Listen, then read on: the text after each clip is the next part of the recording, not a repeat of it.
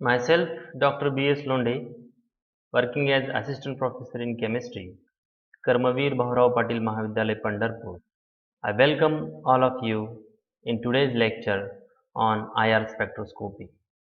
So, in this lecture, we are going to see introduction of IR spectroscopy, then principle of IR spectroscopy, and schematic diagram of double beam IR spectrophotometer. So, what is the meaning of spectroscopy? We are familiar with the term spectroscopy. It is the technique by which we can elucidate the structure of organic compounds. So, it is extensively used technique for structural determination of organic compounds, and there are number of types of spectroscopies in chemistry, but specifically if we think about the spectroscopic methods which are required by the organic chemist, these are UV, IR, NMR and mass spectroscopy.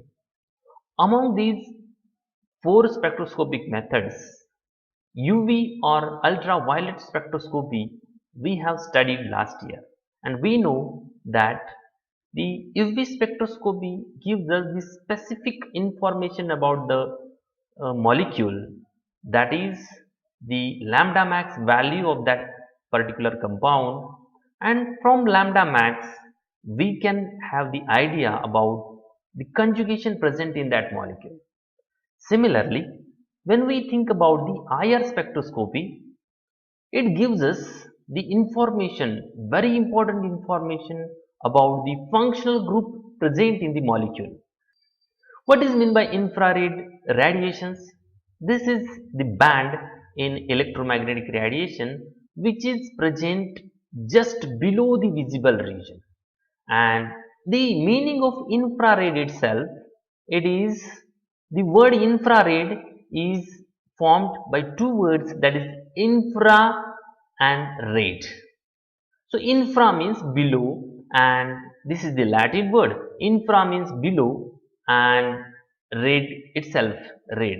So the band of electromagnetic radiation which is present just below the visible region.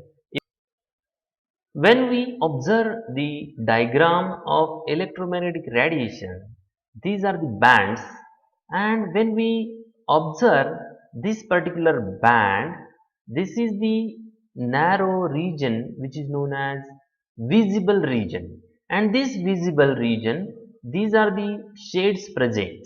This is at the bottom of visible region, there is red, and just below the red there is IR, which is known as infrared region. So this is the reason why this band is known as infrared region or infrared radiations. The approximate range of wavelength of IR radiation is from 0.75 micrometer to 830 micrometer, and it is convenient to express the infrared radiation in terms of wave number, which is expressed in centimeter inverse. The unit is centimeter inverse, and the wave number nu bar is also referred as frequency in centimeter inverse. And this frequency is, we know that frequency is directly proportional to energy. So wave number is proportional to the frequency, and therefore it is proportional to the energy. So as wave number increases, the energy of that particular radiation increases. IR radiations are divided into three parts for our convenience, and these three parts are near IR, middle IR and far IR on the basis of their wavelength, and near IR wavelength lies from 0.75 micrometer to 2.5 micrometer, middle IR from 2.5 to 15 micrometer, and far IR from 15 to 200 micrometer. Among these three regions, this middle IR region is very much essential, or it is of practical interest for chemists, and this is the reason why it is known as fundamental region of IR spectrum, or this is the reason why this middle IR is known as fundamental region of infrared radiations. We know that the energy of a molecule is resolved in the four components, and these four components are TeVr, their abbreviations, that is translational energy, electronic energy, vibrational energy, and rotational energy. But among these four components of total energy, only vibrational energy and rotational energy changes can be affected by infrared radiations, as these are of less energy. When we compare the energies of UV and visible radiations with IR radiation, UV and visible radiations are of higher energy, and they can bring out the changes of electronic energy levels also in a molecule. But when we think about the IR radiations, these are of less energy, and they can bring out the changes in vibrational energy levels and rotational energy levels. And this is the reason why IR spectroscopy is also known as vibrational spectroscopy. The IR spectrum is nothing but it is the plot of absorbance or percent transmittance versus wavelength in micron or wave number in centimeter inverse. Very simple. IR spectrum is the plot of absorbance or percent transmittance. This is the absorbance or percent transmittance, okay, percent transmittance versus wavelength in micron or wave number in centimeter inverse. This is wave number in centimeter inverse, and this plot is known as IR spectrum. Typical IR spectrum looks like this. There are peaks which are inverted when we see the peaks of other spectroscopies. These are appears to be inverted peaks, and this is the example of typical IR spectrum, infrared spectrum of a molecule. This is another typical example of IR spectrum. IR spectrum is a characteristic of entire molecule, and specific groups, functional groups, specific groups of atoms gives rise to bands at or near the same frequencies irrespective of other structure. Suppose C double bond O functional group present in benzoic acid or ethyl benzoate. It will appear near about 1700. So this is the characteristic of that particular functional group, and these bands or these signals are very important while elucidating the structural information of the particular chemical compound. And these values we can have from the generalized charts. Generalized charts are there in which we can have the values of different functional groups, and we can compare the signals appeared in the spectrum and their values in the charts. Atoms are not still. They are not still, that means they are not rigid, they are not static, they are dynamic, or they are moving, they are vibrating, they are rotating. Rotational, vibrational changes are continuously going on in the molecules, and they vibrate and rotate in variety of ways. This IR radiation do not cause excitation of electrons due to the less energy associated with them, that we have seen already. Only vibrational and rotational changes can be occurred with the help of IR radiations. Electronic levels are intact.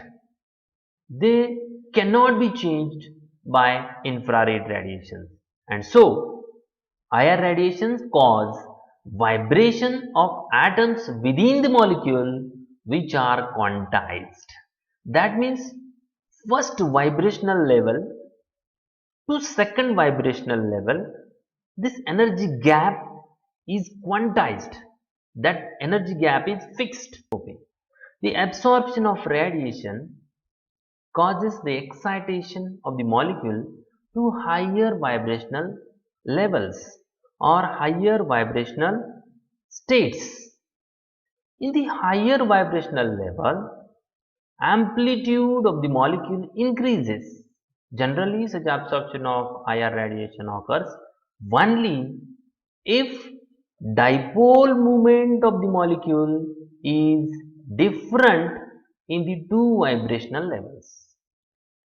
So, this, let us see, this one is V1 vibrational level and this is V2 vibrational levels.